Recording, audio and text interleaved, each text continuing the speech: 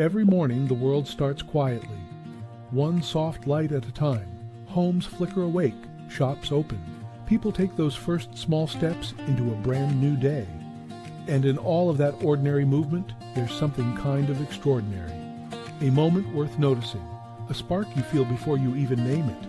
Sometimes it's quiet, sometimes it's small, but kindness shows up right on time. And every morning we choose to show up with you so we can look for that spark together. Good morning. I'm Matt Rouff, the Uncommon Kindness Guy, and this is Kindness Rising. Let's rise together.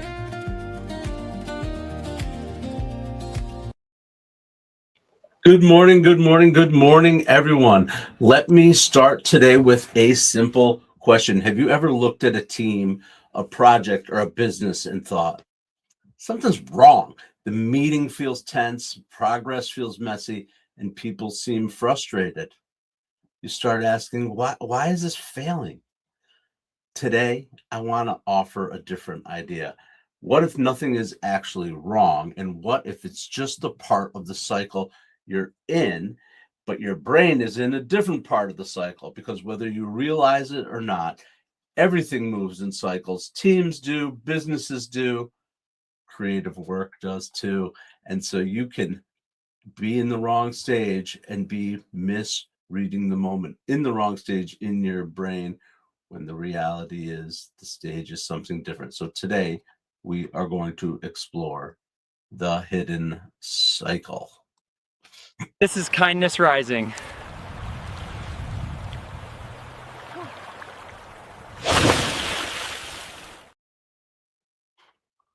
Good morning, good morning, good morning once again, and welcome into Kindness Rising, your morning dose of hope, humanity, and heart. Today we are getting back on track with our leadership lessons and discussions. We're going to talk about cycles of teams.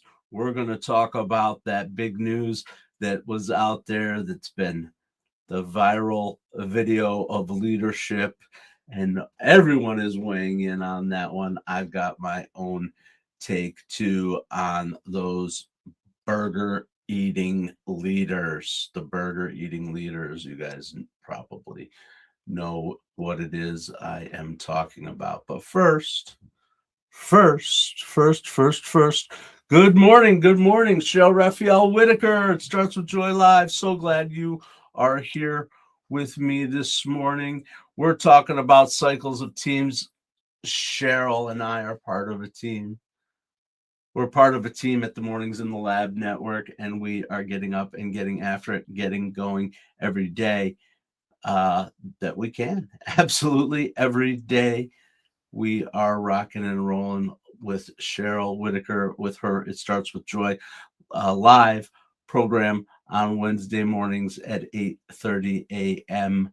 And I'm here every day, 7:30 a.m. Keith, of course, is over there at the big show, 8 a.m. Mornings in the Lab with Keith, John, and Friend. We've got Jason Hewlett joining us in the evening. Sometimes we've got a couple of new shows on the horizon, and we're going to talk more about that too. But thanks for joining, Cheryl. I appreciate you. And Roseanne, of course, Mama Nona. Roseanne is out there. Thanks, Mom, for joining. Love it. Mom, you know about being on teams. Cheryl, I know you know being on teams. Sully, absolutely. We are talking about the business cycle. Actually, we're not talking about the business cycle. First, we're talking about cycle of teams. Then we're going to talk about business cycle. Then we're going to talk about those fast food CEOs and their burger eating branding. All right. But of course, here it is. I'm showing on the screen the idea of teams that grow together in a classic pattern. This is classic business school stuff in terms of the way teams form, the forming stage, and the way they perform against those stages. Actually, you go down a little bit in terms of performance as the team is storming and figuring out what their identity is, and then norming. That's where the real growth really starts to happen, where things are taking off together, everybody's understanding and performing, which is when you're at that peak performance. There's a lot of nuance to this. This is Tuckman's stages of development of a team. There are a lot of critics and other viewpoints, ideas on this, but I think it's important to understand as a baseline when you are in a group project, in a team together, whenever it is in a relationship, they all go through these stages. There's reasons why, what you do, strategies to address it, a lot of nuance. Sometimes these stages, groups go through these stages very quickly. Sometimes it takes years and years and years, and they stay stuck in a stage for years and years and years. We want to get our teams to that maximum performing level without pushing too far into the adjourning, although there is that, because that is the circle of life and the cycles of ups and downs, and teams change and evolve. But here's the thing. I've seen it, I've experienced it, and I'm in it in a number of ways in my life right now.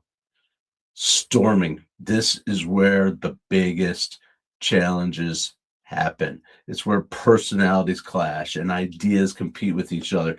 People challenge each other.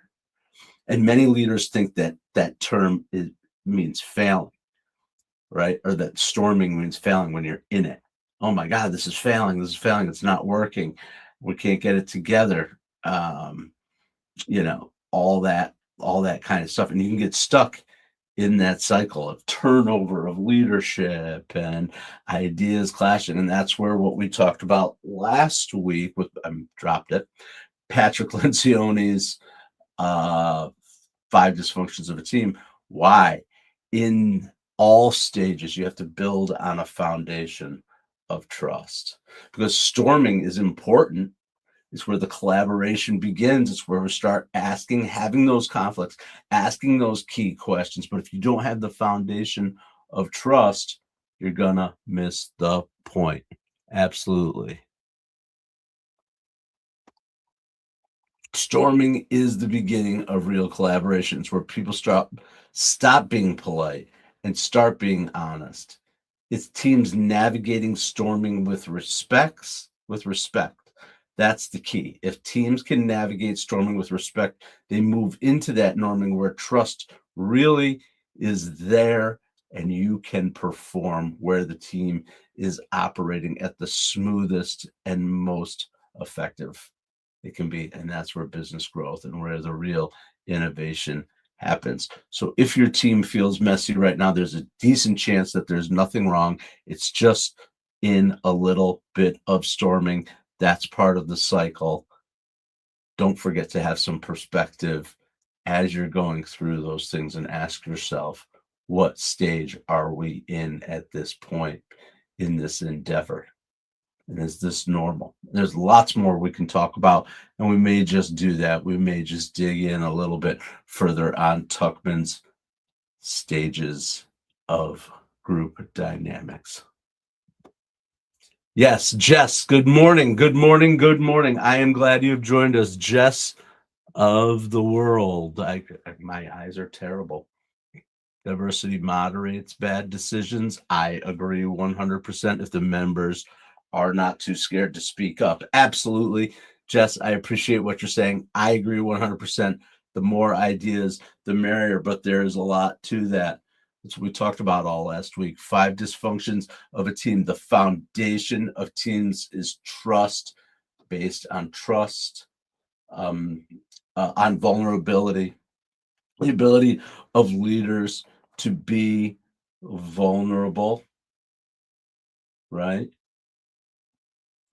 To be predictable is important, but to be vulnerable and open about situations, to be able to say things like, I don't know, or we need a fresh perspective on that, those kind of things. That's what builds trust. That's what builds trust. And we're talking about the kind of vulnerable emotional trust. Not I trust you because you did great work the last time and you'll do great work again, or I trust you because you have the best skills, you're the best writer or the best graphic designer or the best accountant or the best whatever. That's a skill-based trust. Talking about trust at the emotional, personal connection level that pushes teams, past forming and storming and into norming. Absolutely. Cool. Jess, where are you at in terms of studying dynamics and social psychology? I love that. Uh, yeah, absolutely.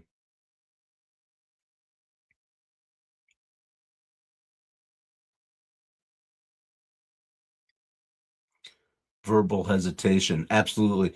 There are tools that facilitators use. Really, I love this conversation, Jess. Thanks for jumping in. This is the kind of stuff we're talking about. Don't forget to subscribe to the channel and come here every weekday morning at 7:30 a.m. Third year psych major in Kentucky. Guess what? I've got a daughter who's graduating in psych up here in upstate New York. Right now, she'll be graduating in May from a university up here and is going on for her master's in she's going for an MSW, master's in social work, but she's getting her undergrad in psych. So we talk about these things. That's cool, Jess. I feel like I'm talking to my kid when I talk to you about this. Maybe she'll be interested in this stuff when she comes home this weekend. Cool. Jess, thanks so much for joining. I appreciate you. Oh, you're an adult student. That's cool too. All right. Love that. Love that. I love that even more because it means you never stop learning and you never stop growing. And that's what we believe here on the Mornings in the Lab Network and at Kindness Rising, where we show up every day. So welcome, Jess. Please subscribe to the channel, like the video, give it the thumbs up, say hello. It helps us tell your friends that this is the place to be. 7:30 a.m. Eastern Time every single weekday, where we talk about cool stuff like this. And we talk about our 6 strings. Jess, I'm talking to you. Stick around and hear about the 6 strings of kindness rising. We're talking about kindness, curiosity, self-awareness, growth. What am I missing? They say curiosity, kindness, curiosity, self-awareness, growth. Oh my God, my brain. Balance, action. There we go. Got them. Got them all. There you go. Here's the thing. When you talk about storming in groups and you look at the strings and how they're connected with that, right? Kindness in storming, that means being able to disagree without disrespect. Curiosity, asking why someone sees things differently than you do. Self-awareness, noticing when your ego is entering the room. Hey, whoa, I got to check myself here as we're storming a little bit. Action, moving forward instead of reliving that same debate over and over again, getting to a place of facilitated growth together. And balance.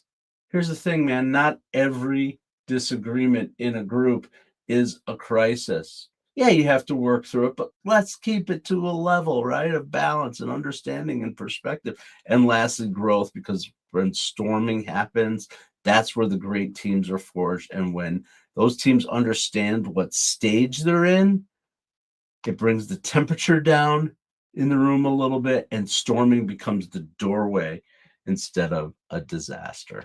All right. Enough of storming, norming, and all that stuff. Jess, cool. Thank you so much. I honor and respect that. I think it's amazing when people go out. We all have lives that we live that comes up and it comes down. Maybe you went to undergraduate school right out of high school like I did. Maybe you're not in school. Maybe you're learning in other ways because people learn through hands-on experiences or adult education, whatever it may be. The point is to never stop learning, never stop being curious and growing. That's what we're doing on Kindness Rising. That's what we're doing on Mornings in the Lab. Absolutely. All right. Well, let's get to it. The burger guys. Anybody out there in Kindness Rising Land know what I'm talking about? The branding discussion.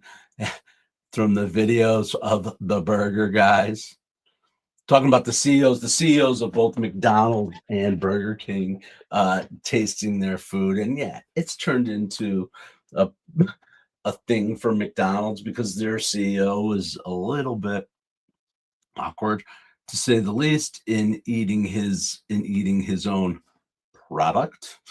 Definitely shows a difference in branding and in style. But a couple things. One is people are talking about McDonald's a lot more because the CEO took an awkward bite than when they did their caviar and chicken nuggets for Valentine's Day. So is any press bad press? That would be the first question. And then the other thing that I think about this, and I'm going to show you the difference, but this is just my opinion layered on top of it before I even show you the video, which is I hate when people do things and then I shouldn't be saying hate. Keith, John, if you're out there listening, la, la, la, la, la, I didn't say hate. But it doesn't sit well with me when people pile on people for being awkward or making a mistake. And not because of, oh, I feel bad for that person. Yeah, that guy. So his team sort of failed him in this from this perspective. But what bothers me is there might be someone who wants to try something sometime, wants to try to do something differently right here on social media, put themselves out publicly in a way that is natural to them, but maybe perceived as awkward because of the norms that people have because of it, right? And so a CEO who's got a great idea and wants to bring it to life or whatever the case may be, wants to just go on and be natural and be himself. And he could be, she could be, they could be, have so much value to add, but because they see people piling on to other people who've made mistakes, they become reluctant. At the Mornings in the Lab Network, we believe everybody has a voice and has value to offer. And to do that in the morning and to lead your conversation in the morning is the key. And we can help you or someone you know or your brand or whatever the case may be to show up with authenticity and consistency every day or any day, one day a week. We've got kinds of programs. I'd love to talk to you about what we're building here at the Mornings in the Lab Network. All right, let me see if I can do this without boom, boom, boom, boom, boom, boom. You guys seeing that yet? Not yet. I think you are now. This is what I was talking about right here. This McDonald's. Okay, there we go.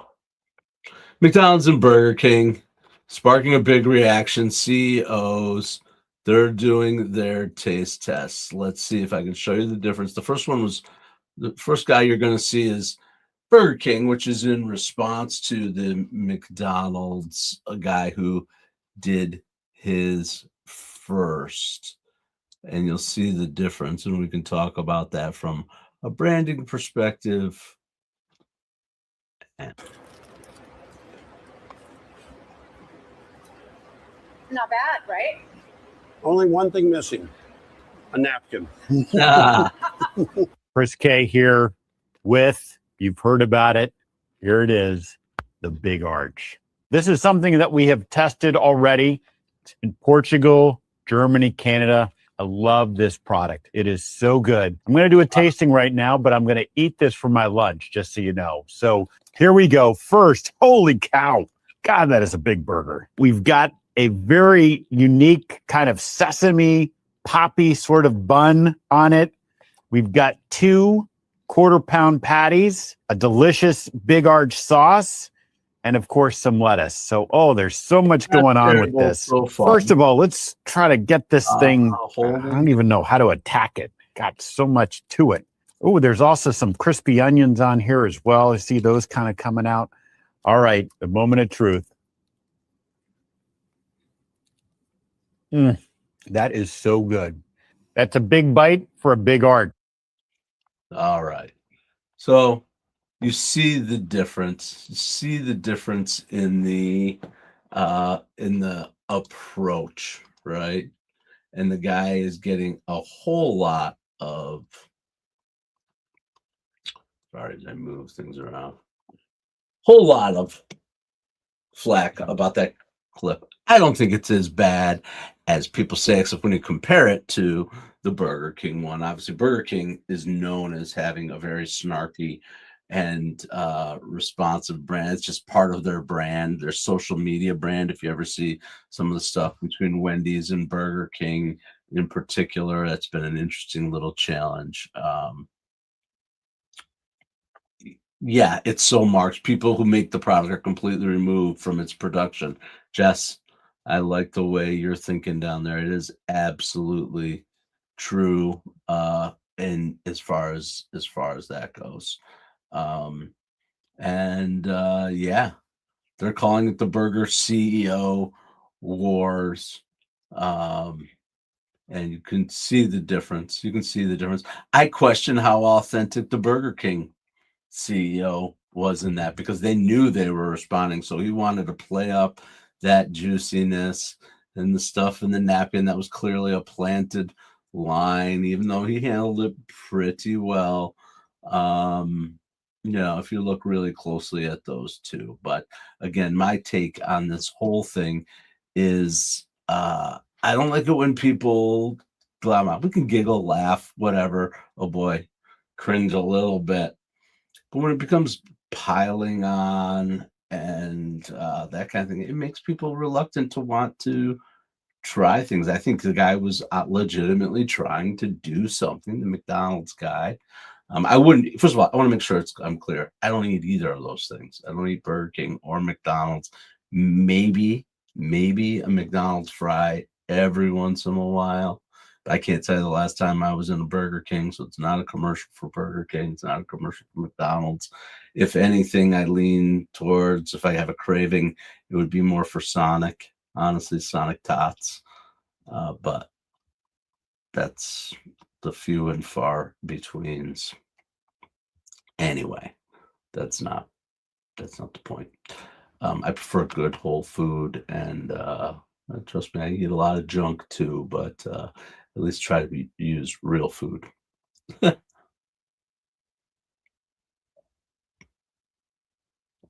All right.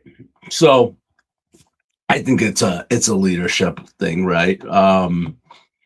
Authentic leadership requires some self-awareness, right? You have to know when something feels forced versus okay, I'm really into this, right? And you can tell, you can, as you're going through, if you're self-aware, when your energy level is up and when you're truly genuinely into something, or when you're genuinely curious how you're staying connected to the thing you're building. The undercover boss, I love that, Mom. Yeah, Roseanne Rouff is out there watching teams work together, somewhat unsuspected. That's the Hawthorne effect. But that's kind of the Hawthorne. It's a Hawthorne effect with a twist, right? Because the employees don't know they're being watched in that way. Absolutely. I think we would all learn a lot as leaders in our organizations by watching. But hopefully you're building a trusting enough relationship in your organization that you don't have to go undercover, right? And people can be genuine, or you can find other methods, because you want to stay connected to people in the most genuine way. It's very, very hard.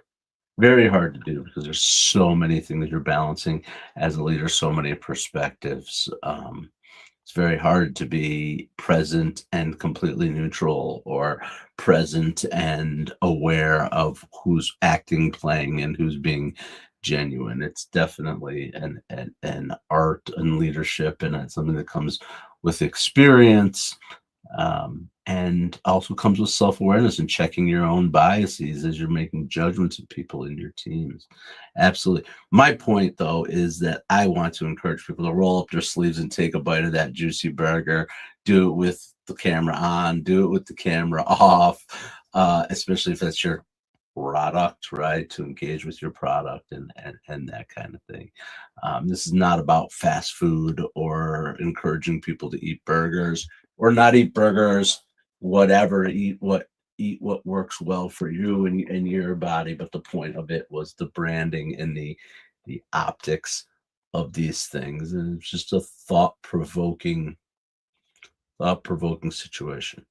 Well, we have once again blown through a ton of time. I am so excited.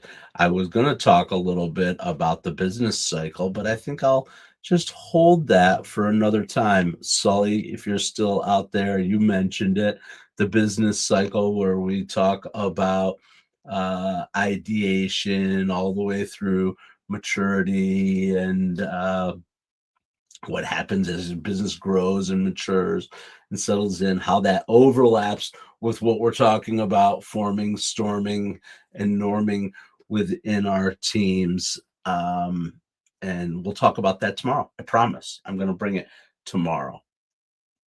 The point of today was understanding the cycles. Problems appear when we misread the stage we're in.